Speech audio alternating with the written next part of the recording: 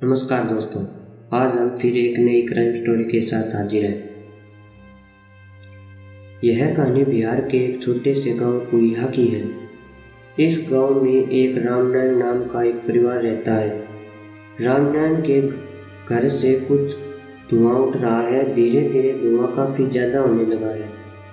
आसपास के घरों को भी धुआं सा दिखने लगा, पर रामनारायण के घर में बड़ी शांति है। धीरे धीरे उठते धुआं को देखकर पूरे गांव में शोर मच गया। पूरा गांव रामनारायण के घर के सामने इकट्ठा हो गया। बहुत आवाज लगाने पर रामनारायण की औरत फूलवंती बाहर निकलती है। गांव वालों के पूछने पर ही तुम्हारे घर से ये कैसा धुआं उठ रहा है? फूलवंती चुप हो जाती है और थोड़ा घबरा भी जाती है। तब तक खेतों में काम कर रहे रामनारायण और उनके पुत्र बलवंत भी वहां पहुंच जाते हैं। वो भी फूलवंती से पूछते हैं, मगर फूलवंती इस आग से अनजान बन जाती है। सारा गांव रामनारायण के घर की आग बुझाने में लग जाते हैं, मगर तब तक बहुत देर हो चुकी होती है। खपरेल का मकान होने के कारण आग तेजी से फैल जाती है। रामनारायण के दो बेटे हैं, बलवंत और जयंत। छोटा बेटा जयंत अपनी पढ़ाई के लिए दिल्ली गया हुआ है, जबकि बड़ा बेटा बलवंत अपने पिता का खेती में हाथ बटाता है। बलवंत की शादी हो चुकी है, जबकि जयंत अविवाहित है।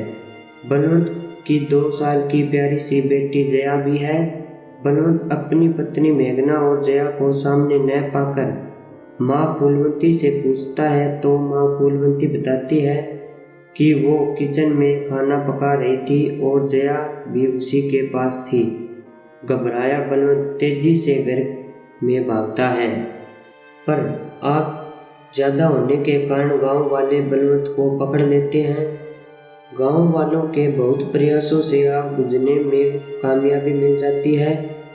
आग कम होते ही बलवंत जया जया करते हुए घर में भागता है, पर घर में किसी का भी पता नहीं है। आग बुझने तक सारा घर राख के ढेर में बदल गया। यह खबर पड़ोस के गांव में रहने वाले मेघना के परिवार को भी हो जाती है। मेघना के पिता सुखवीर और बेटा नवीन कुछ रिश्तेदारों के साथ रामनारायण के घर पहुंचते हैं। बलवंत बाहर चौकी पर बैठा जया और मेघना के लिए आंसू बहा रहा है। शादी के अभी 3 साल ही हुए थे, पर बलवंत और मेघना में बहुत प्यार था। दोनों को देखकर ऐसा लगता था मानो वो एक दूसरे के लिए ही बने हों। फिर जन्मों के रिश्ते यूं एक पल में खत्म हो जाए तो भला इस सदमे से कौन बाहर निकल सकता है। हालांकि शुरू में मेघना घर में सबको बहुत पसंद थी, पर समय के साथ फूलवंती और मेघना के बीच की मिठास खटास में बदलने लगी थी।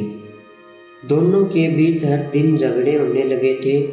धीरे धीरे दोनों एक दूसरे को आमने सामने देखना नहीं चाहते थे। हालांकि रामनारायण दोनों को समझाते थे और एक साथ रहने की बात करते थे।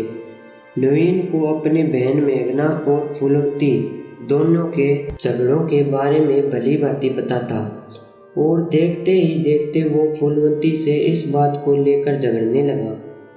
मौके पर पुलिस ने नवीन से सारी बातों की जानकारी लेकर फूलवंती से पूछताछ करने लगी। सुखवीर ने फूलवंती और उसके परिवार पर मेघना की हत्या का मुकदमा थाने में दर्ज करा दिया, जिसके आधार पर पुलिस ने फूलवंती, रामनारायण और बलवंत को हिरासत में ले लिया और पूछताछ करने जुट गई। परंतु फूलवंती और उसके परिवार ने ऐसी किसी भी आरोप को नहीं माना। वो बार बार खुद को निर्दोष होने एवं आग लगने को महज एक हादसा बताते रहे।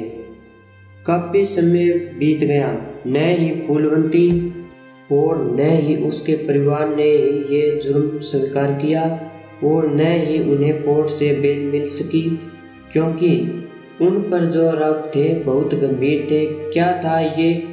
क्या महज एक हादसा जिसकी शिकार मेघना और जया हो गई थी, या वाकई में सोची समझी साजिश थी? आखिर क्या था सच? सच क्या वाकई ही फूलवंती और उसका परिवार जो कह रहा था वो सच था, या कुछ छुपाया जा रहा था? कुछ दिनों बाद ही नए दरोगा का थाने में स्थानांतरण हुआ। कोर्ट में पेशी से पहले उन्होंने घटना पर मिले सबूतों को पुनः खंगाला और उसके बारे में फूलवती और सुखवीर के घर वालों से पूछताछ की। अब जो बात सामने आई उसको इंस्पेक्टर रमन ने अपने तक ही सीमित रखा और मिले नए साक्ष्यों के आधार पर केस की नए सिरे से जांच की। करीब 2 हफ्तों की तफ्तीश के बाद पुलिस ने इस केस के बारे में जो खुलासा किया उसे सुनकर पैरों तले जमीन खिसक जाएगी। जयंत और मेघना एक दूसरे के तकरीबन हम उम्र थे, जबकि बलवंत मेघना से काफी बड़ा था। जयंत और मेघना के बीच देवर भाभी से कहीं ऊपर परस्पर दोस्ती जैसा रिश्ता था। दोनों का साथ टीवी देखना, खेलना, यहाँ तक कि गाने गाना। बलवंत अपने और मेघना के बीच उम्र के अंतर और इस दोनों के बीच विचारों के अंतर को ठीक तरह से समझता, इसलिए उसने भी कभी अपनी रोक टोक नहीं लगाई थी। दोस्ती कब प्यार में बदल गई ये तो शायद जयंत और मेघना भी नहीं जानते। धीरे धीरे प्यार पहलना चढ़ा। अब दोनों को एक पल के लिए भी एक दूसरे से दूर रहना पसंद नहीं था। फिर क्या था, दोनों ने मिलकर एक प्लान बनाया, ऐसा प्लान जिसकी किसी ने भी कल्पना नहीं की होगी। शायद प्लान मुताबिक ही जयंत पढ़ाई के बहाने दिल्ली चला गया, जिससे उस पर कभी किसी को शक न हो। उसके बाद तय प्लान के अनुसार योजना को अंजाम देने की खातिर घर में आग लगा दी गई।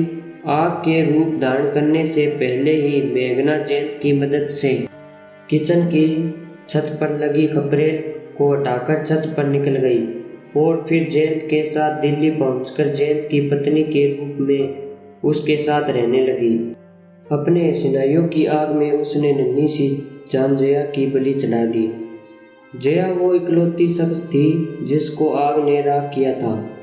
इंस्पेक्टर रमन को जयंत पर तब शक हुआ जब जयंत के गले की चेन उसके जले मकान के ढेर में मिली और चेन जयंत की ही थी। इसकी पुष्टि खुद फूलवती ने की थी, जबकि घटना के बाद जयंत के दिए बयान के मुताबिक वो घटना के दिन दिल्ली में था।